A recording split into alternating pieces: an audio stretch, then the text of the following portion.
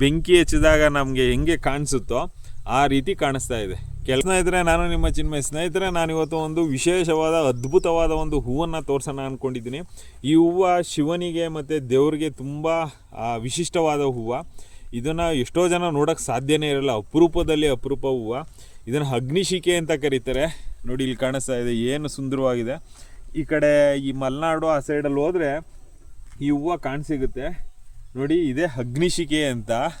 ನೋಡಿ ಏನು ಸುಂದರವಾಗಿದೆ. ಈ ನಾವು ಬೆಂಕಿ ಹಚ್ಚಿದಾಗ ಬೆಂಕಿ ಜ್ವಾಲೆ ಹೆಂಗೆ ಉರಿಯುತ್ತೋ, ಮೊದಲು ಯೆಲ್ಲೋ ಕಲರ್ ಆಮೇಲೆ ಕೆಂಪು ಕಲರು, ಈ ಹೂವು ಕೂಡ ಅದೇ ಥರ ಇರುತ್ತೆ. ಅದಕ್ಕೆ ಇದನ್ನು ನೋಡಿ ಅಗ್ನಿಶಿಖೆ ಅಂತ ಕರೀತಾರೆ. ಎಷ್ಟೋ ಜನಕ್ಕೆ ಈ ಥರ ಹೂವುಗಳು ಇರುತ್ತೆ ಅನ್ನೋದೇ ಗೊತ್ತಿರಲ್ಲ.